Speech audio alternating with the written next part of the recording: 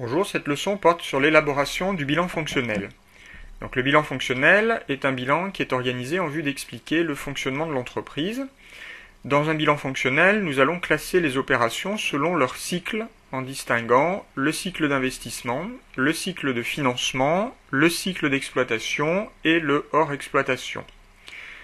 Donc le passage d'un bilan normalisé à un bilan fonctionnel va nécessiter un certain nombre de retraitements. Donc nous allons partir ici du bilan normalisé suivant, avec donc d'une part ici la partie actif, et d'autre part la partie passif. Et à partir donc de ce bilan fonctionnel, nous allons réaliser les retraitements ou les reclassements suivants. Donc les reclassements de l'actif sont indiqués ici, et les reclassements du passif sont en dessous. Donc nous allons obtenir un bilan fonctionnel qui aura l'allure suivante, avec donc une seule colonne de montant à l'actif. Donc nous allons commencer par retraiter les éléments de l'actif.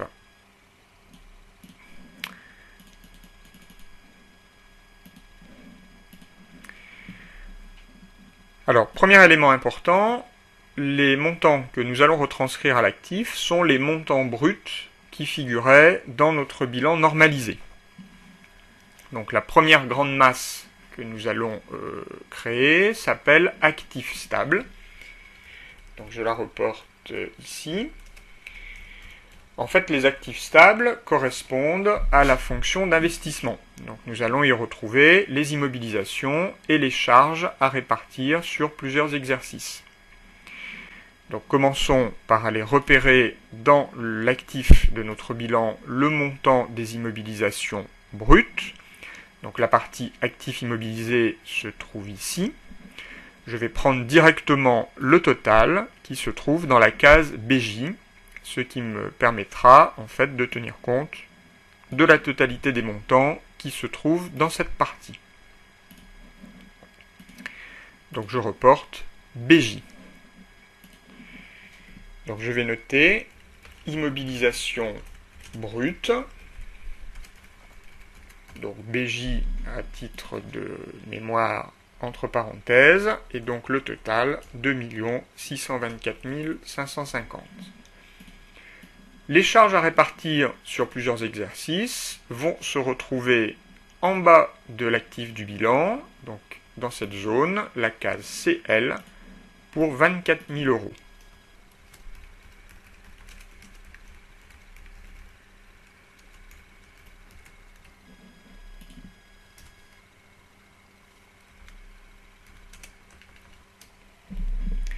Donc pour les actifs stables, cela va me donner un total de 2 648 550 euros.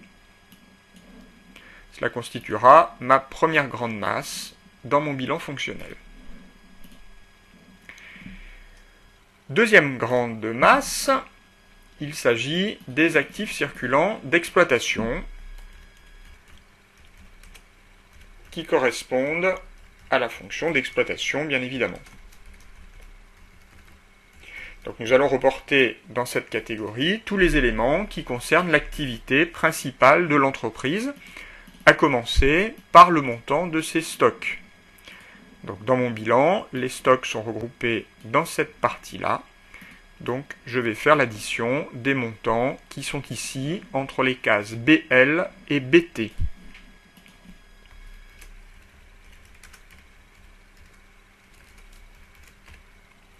Et j'obtiens un total de 1 020 000. Ensuite, je vais reporter les avances et les acomptes versés. Alors les avances et les acomptes versés que je vais retrouver en fait ici, dans la case BV, 38 000.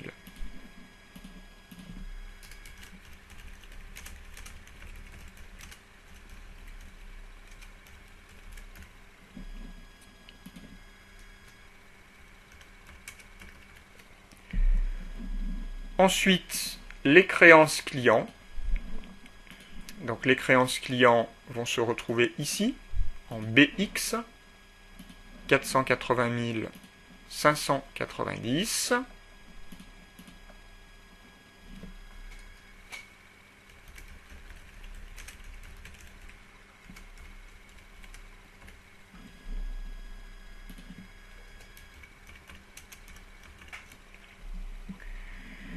J'aurai ensuite les autres créances d'exploitation. Alors les autres créances d'exploitation sont incluses dans la ligne autres créances, BZ. Alors ces autres créances peuvent être soit des créances d'exploitation, soit des créances hors exploitation. Ici, dans notre cas, je vais supposer que la totalité concerne l'exploitation. Donc je vais reporter 29 400.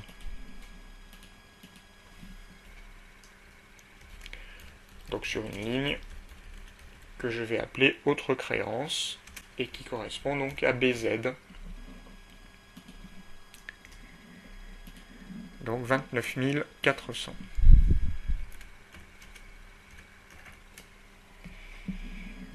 Ensuite, donc les charges constatées d'avance d'exploitation. Alors ces charges constatées d'avance que l'on trouve dans la case CH peuvent concerner soit l'exploitation, soit le hors exploitation, et je vais donc considérer dans mon exercice qu'elles concernent ici en totalité les opérations d'exploitation. Donc je vais reporter 8 300 € sur la ligne charges constatées d'avance.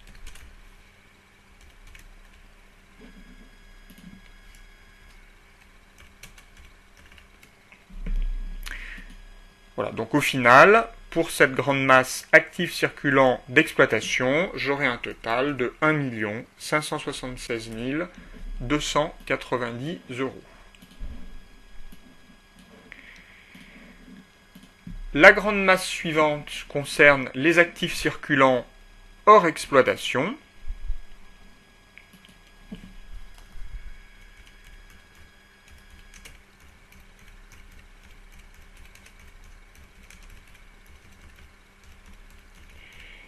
Bon, il s'agit donc d'actifs qui ne concernent pas l'activité principale de l'entreprise.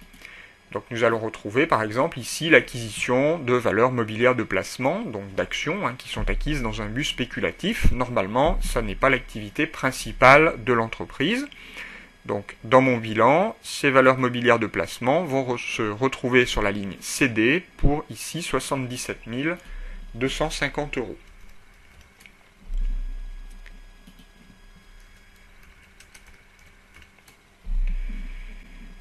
Bon, autre créance hors exploitation, bien, en fait, on retrouverait cet élément sur la ligne BZ, mais nous avons considéré que toutes ces autres créances concernaient l'exploitation, donc nous n'aurons rien dans la partie hors exploitation, et le raisonnement est identique pour les charges constatées d'avance hors exploitation dans notre exemple. Donc finalement, pour cette grande masse, j'aurai tout simplement un total de 77 250 €.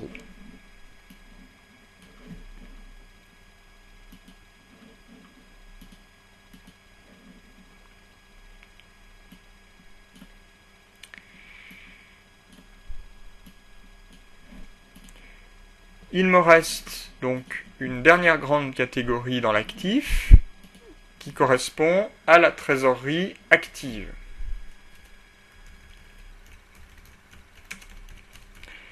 Donc la trésorerie active correspond en fait aux disponibilités de l'entreprise et je vais trouver donc ce montant ici dans la case CF 4800.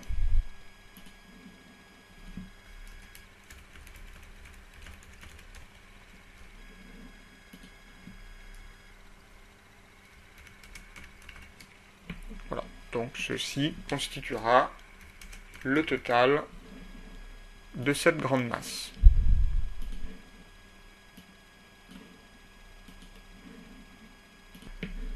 Donc ceci fait, j'ai reporté en fait dans mon bilan fonctionnel la totalité des éléments qui étaient à l'actif. Je peux donc calculer le total de mon actif.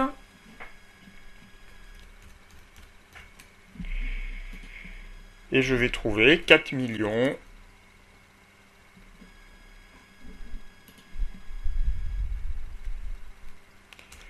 306 890 €, alors que je m'empresse de vérifier dans mon bilan, je le retrouve en fait ici tout en bas, puisque j'ai reporté l'ensemble des montants qui étaient dans la colonne du brut.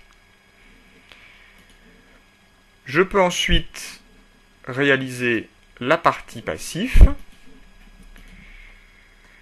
Donc la première grande masse du passif va constituer ce qu'on appelle les ressources stables, ou les passifs stables. En fait, il s'agit des opérations qui concernent le cycle de financement. Donc nous allons retrouver dans cette partie toutes les ressources qui vont permettre de financer les investissements que nous avons mis en face dans la partie actifs stables. Dans ces ressources stables, nous allons donc reporter, pour commencer, le montant des capitaux propres. Donc dans la partie passif de notre bilan, les capitaux propres, en fait, correspondent à cette partie du tableau. Donc nous allons reporter directement ici le total, qui nous permettra de reprendre la totalité des montants qui sont dans cette partie. Donc 1 709 955.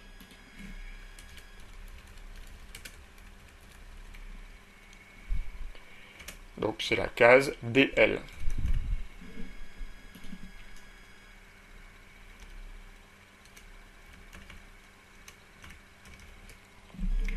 Ensuite, nous allons reprendre les provisions pour risques et charges. Donc ces provisions se retrouvent dans cette partie. Donc je vais reporter 9 000 € que je prends directement dans la case DR qui correspond au total.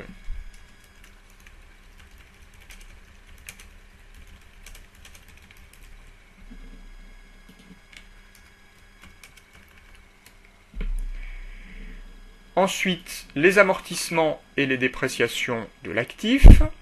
Alors, comme leur nom l'indique, ce sont des éléments que nous allons retrouver dans la partie actif du bilan. En l'occurrence, il s'agit de la deuxième colonne. Donc, je dois reprendre la totalité des montants qui étaient dans cette colonne. Et donc, pour faire simple, eh bien, je vais tout simplement prendre le total qui était dans la case 1A, tout en bas de mon actif.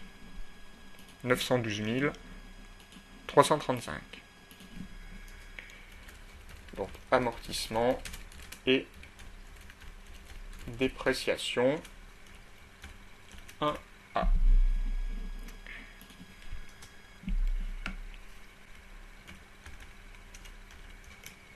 Alors pour les provisions pour risques et charges, je n'avais pas noté le numéro de la case, mais il s'agissait de la case DR. Je peux le rajouter ici. Ensuite, les dettes financières. Donc les dettes financières correspondent en fait aux emprunts à long terme réalisés par l'entreprise qui vont lui permettre de financer ses investissements.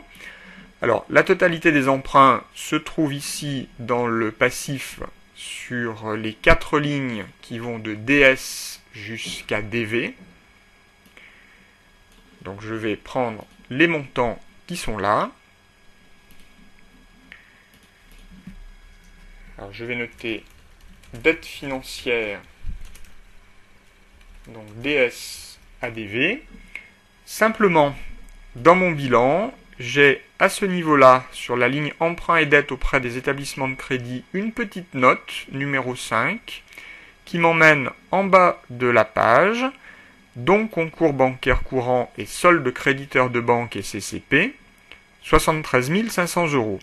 En fait, ces 73 500 € correspondent à des découverts bancaires, donc des dettes à court terme, qui ne correspondent pas à des ressources stables. En effet, on ne va pas financer des investissements avec des découverts bancaires. Par conséquent, je dois penser à retrancher la case EH de mes dettes financières. Donc je vais noter moins EH. Et donc quand j'effectue ce calcul, j'obtiens un total de 709 300 €. Là, j'ai reporté la totalité de mes ressources stables et donc j'obtiens un montant global de 3 340 590 €. Alors pour quelles raisons les amortissements et les dépréciations se trouvent-ils dans les ressources stables? Eh bien tout simplement parce que lorsque l'on enregistre les amortissements et les dépréciations de l'année, comptablement, on augmente les charges. Donc si les charges augmentent, le bénéfice augmente. Par conséquent, l'impôt sur les bénéfices diminue. Le bénéfice diminue, donc l'impôt sur les bénéfices diminue, et donc si nous payons moins d'impôts sur les bénéfices, l'entreprise fait des économies qui lui permettent de réinvestir dans de nouvelles machines ou de nouveaux matériels le moment venu. Par conséquent, ces amortissements et dépréciations, indirectement, permettent bien de financer les investissements. La grande masse suivante concerne les dettes d'exploitation. Donc toutes les dettes concernant l'activité principale de notre entreprise. Dans ces dettes d'exploitation, nous allons dans un premier temps reporter les avances et les acomptes reçus. Ces avances et acomptes reçus se retrouvent ici, dans la case DW, pour 32 000 euros.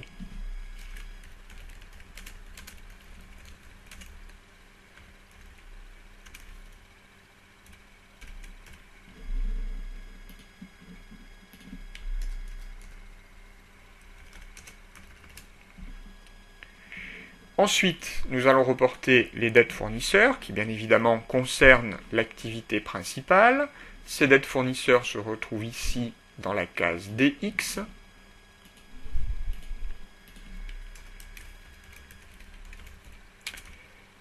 Donc fournisseurs pour un montant de 459 250. Ensuite, les dettes sociales et fiscales, à l'exception de la dette d'impôt sur les sociétés. Alors, dans notre exemple, il n'était pas fait mention d'une dette d'impôt sur les sociétés. Donc, nous allons reporter la totalité du montant qui est dans la case DY.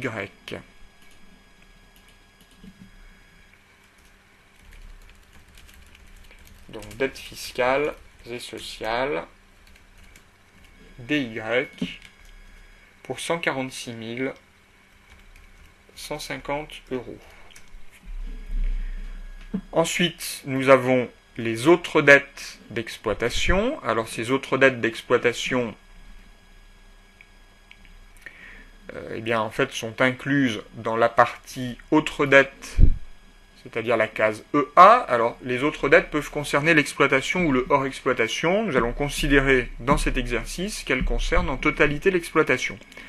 Donc, je vais reporter ici, sur la ligne autres dettes, la totalité du montant qui était dans la case EA, c'est-à-dire 156 000 euros. Il me reste les produits constatés d'avance d'exploitation que je vais trouver ici dans la case EB, qui peuvent également concerner le hors exploitation, mais dans mon exemple, je supposerai qu'ils concernent en totalité les opérations d'exploitation. Donc sur la ligne produits constatés d'avance, je vais reporter la totalité du montant qui était dans la case EB, à savoir 400.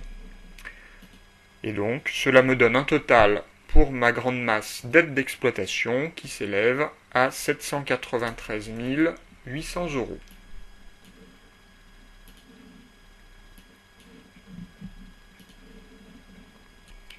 Nous passons ensuite à la grande masse suivante, donc qui va concerner les dettes hors exploitation.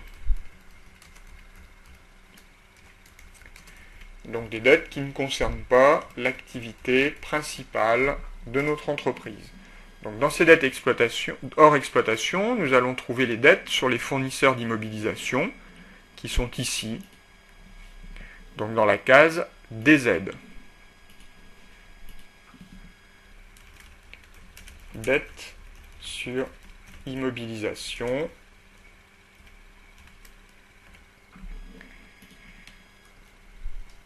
Donc pour un total de 99 000 euros.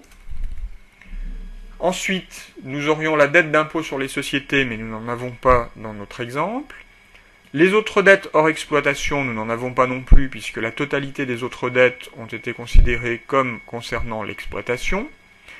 Et pour les produits constatés d'avance hors exploitation, même raisonnement, nous les avons reportés en totalité dans l'exploitation. Donc cela nous donne 99 000 € pour le total de nos dettes hors exploitation. Il nous reste une dernière grande masse,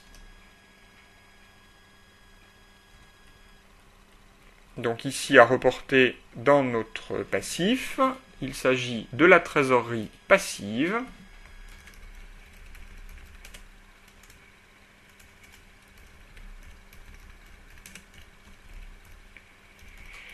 Alors la trésorerie passive correspond en fait aux découverts bancaires. Alors ces découverts bancaires, nous les avions laissés de côté tout à l'heure lorsque nous avions reporté les dettes financières. Donc nous allons cette fois-ci les prendre. Et nous avions donc en EH une somme de 73 500 €. Donc je vais noter découvert bancaire.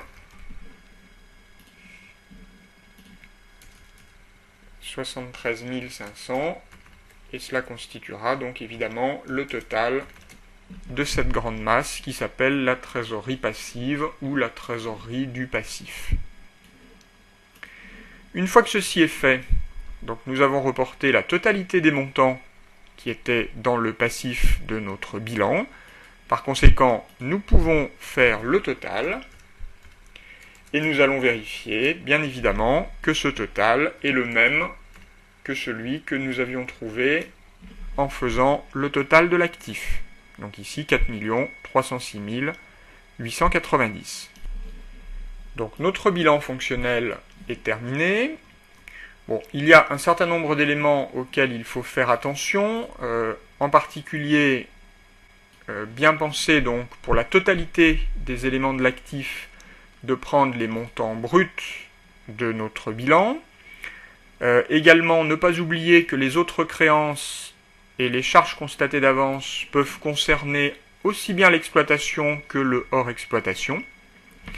Du côté du passif, ne pas oublier de reporter les amortissements et les dépréciations qui viennent de la deuxième colonne de l'actif de notre bilan normalisé. Dans les dettes financières, ne pas oublier de retrancher les découverts bancaires qui sont dans la case EH du bilan normalisé. Dans les dettes, les autres dettes et les produits constatés d'avance peuvent concerner aussi bien l'exploitation que le hors exploitation. Bon, voilà les principales sources d'erreurs que l'on observe généralement, et donc il faut porter une attention particulière à ces points-là. Alors notre bilan fonctionnel étant réalisé, nous allons pouvoir faire un certain nombre de calculs à partir de celui-ci pour en tirer des conclusions sur la manière dont l'entreprise finance son activité. Alors le premier calcul que nous allons faire, c'est le calcul du fonds de roulement net global. Donc ce fonds de roulement net global se calcule par soustraction entre les ressources stables et les actifs stables. Donc il nous suffit de reprendre les totaux que nous avions calculés dans notre bilan fonctionnel et d'en faire la soustraction. Donc ici, nous aurons 3 340 590 moins 2 648 550, ce qui va nous donner 692 040. Voilà le montant de notre fonds de roulement net global. Que signifie ce chiffre? Eh bien en fait, nous venons de faire la soustraction entre les ressources stables et les actifs stables, c'est-à-dire que nous comparons le montant des investissements réalisés au montant des sources de financement qui ont permis de financer justement ces investissements. Donc le fonds de roulement net global, d'une manière générale, permet d'évaluer les conditions de financement des immobilisations. Alors, s'il est positif, ce qui est le cas dans notre exemple, il nous indique qu'il existe un excédent de ressources stables sur nos actifs ou nos emplois stables. Donc cet excédent pourra notamment être utilisé pour financer des éléments d'exploitation, nous allons le voir plus tard, et notamment les stocks. Donc c'est la situation normale. Dans l'hypothèse où notre fonds de roulement net global serait négatif, eh bien cela signifierait que les ressources stables n'ont pas été suffisantes pour financer les investissements, c'est-à-dire les actifs stables. Donc c'est une situation anormale qui n'est pas jugée saine pour les équilibres financiers de l'entreprise. Nous pouvons ensuite calculer le besoin en fonds de roulement d'exploitation. Donc ce BFRE est égal aux actifs circulants d'exploitation moins les dettes d'exploitation. Donc si nous reprenons les chiffres de notre bilan fonctionnel, cela nous donne 1 576 290 moins 793 800, c'est-à-dire 782 490 €. Interprétons ce chiffre.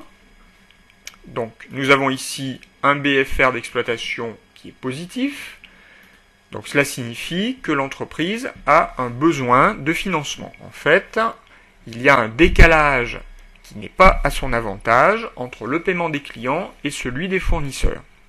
En fait, notre entreprise va devoir payer ses fournisseurs avant d'avoir reçu le paiement de ses clients.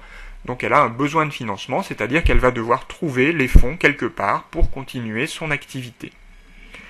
Dans l'hypothèse suivante, si notre BFR d'exploitation était négatif, eh bien nous aurions une source de financement, c'est la situation inverse, c'est-à-dire que les clients payent dans ce cas-là avant que l'entreprise n'ait à payer ses propres fournisseurs.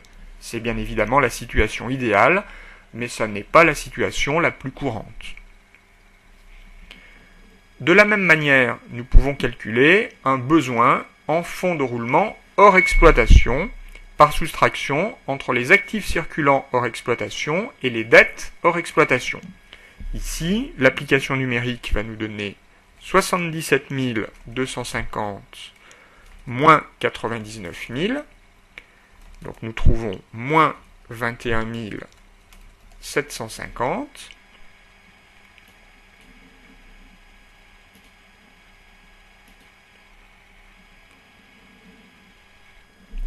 L'interprétation de ce chiffre est la même que pour le besoin en fonds de roulement d'exploitation, si ce n'est que cette fois-ci, les éléments que nous prenons en compte pour le calcul ne concernent pas l'activité principale.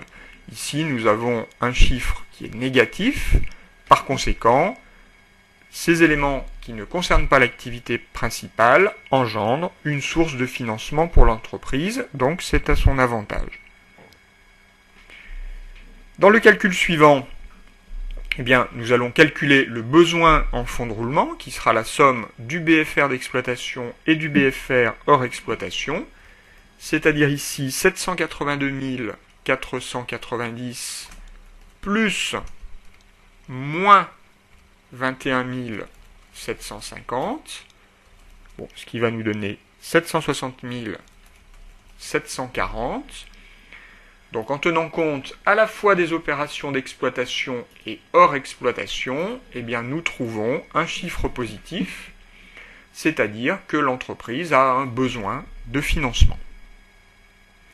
Donc finalement, si nous résumons ce que nous venons d'expliquer, d'un côté, l'entreprise a un besoin de financement qui globalement s'élève à 760 740 €, et d'autre part, nous avions vu en calculant le FRNG qu'elle disposait d'un excédent de ressources stables de 692 040 €. Il est bien évident que l'excédent de ressources stables doit permettre de financer le besoin. Alors ici en partie, puisque l'excédent de ressources ne suffira pas tout à fait à financer le besoin. Donc nous allons calculer l'écart entre ces deux montants pour voir un petit peu ce qui nous manque. Donc FRNG moins BFR, cela nous donne 692 040 moins 760 740. Nous obtenons donc moins 68 700. Et donc ce montant correspond au montant de la trésorerie nette. Alors nous pouvons retrouver le même montant en faisant la soustraction de la trésorerie et de la trésorerie active et de la trésorerie passive que nous avions donc calculé dans notre bilan fonctionnel. Donc ici 4800 moins 73 500. Bon, et on vérifie bien évidemment que l'on retombe sur moins 68 700 €. En fait, ici, l'excédent de ressources stables du FRNG n'a pas suffi à financer le besoin en fonds de roulement, il a manqué 68 700 €, et donc notre entreprise a dû faire appel à des découverts bancaires pour trouver ce financement de 68 700 €.